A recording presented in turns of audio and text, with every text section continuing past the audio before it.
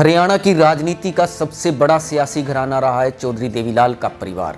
चौधरी देवीलाल खुद 2 बार देश के उप प्रधानमंत्री बने और 2 बार हरियाणा के मुख्यमंत्री रहे। उनके बड़े बेटे चौधरी ओम प्रकाश चौटाला 5 बार हरियाणा के मुख्यमंत्री रहे। फिलहाल वे इंडियन नेशनल लोकदल के सुप्रीमो हैं।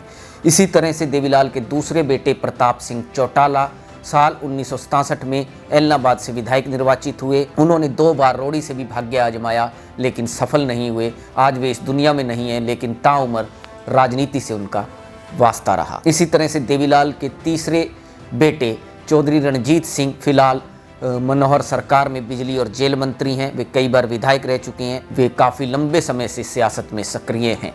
इसके अलावा भी देवीलाल परिवार से बहुत से ऐसे नाम हैं जो विधायक बने, सांसद बने, मंत्री बने और कई अहम पदों पर रहे। लेकिन देवीलाल के छोटे बेटे जगदीश सिंह जो इस दुनिया में नहीं है अब, वो कभी भी राजनीति में नहीं रहे। राजनीति जगदीश को कभी रास नहीं आई। जगदीश सिंह देवीलाल के सबसे छोटे बेटे थे।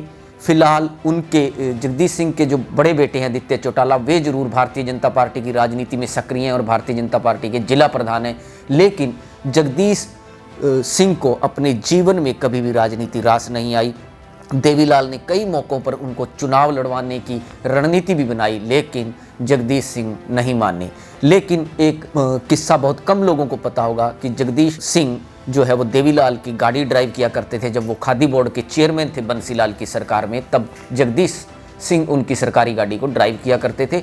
जगदीश सिंह डबल MA थे अंग्रेजी और इतिहास विषयों में, इसलिए वे देवीलाल के लिए जो सरकारी चिट्ठियों का चलन था या जो चिट्ठियां लिखी जाती थी वो जगदीश सिंह ही लिखा करते थे। रिपब्लिक हरियाणा की सियासी किस्सों की सीरीज में जगदीश सिंह का किस्सा।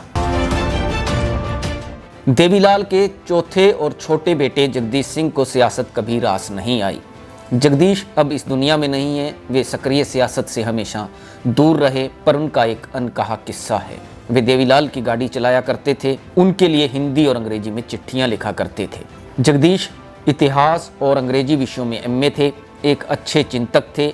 साल 1968 में हरियाणा में चौधरी बंसीलाल मुख्यमंत्री बने। कुछ समय बाद चौधरी बंसीलाल ने चौधरी देवीलाल को हरियाणा खादी बोर्ड का चेयरमैन बनाया। उस समय देवीलाल अपने छोटे बेटे जगदीश को अपने साथ रखते थे। जगदीश अपने पिता की गाड़ी ड्राइव किया करते थे। देवीलाल की सियासत का वो संघर्ष का दौर था। संघर्ष के इस दौर में जगदीश उनके साथ रहे। वे न केवल उनकी गाड़ी चलाते थे बल्कि देवीलाल की ओर से सरकारी चिट्ठियां लिखने का काम भी करते थे। देवीलाल ने उन्हें कई बार चुनावी मैदान में उतारने की सोची, पर जगदीश ने कभी हामी नहीं भरी। आज जगदीश बेशक इस दुनिया में नहीं है, पर उनके बेटे आदित्य सियासत में सक्रिय हैं। आदित्य साल 1996 में राजनीति में सक्रिय हुए।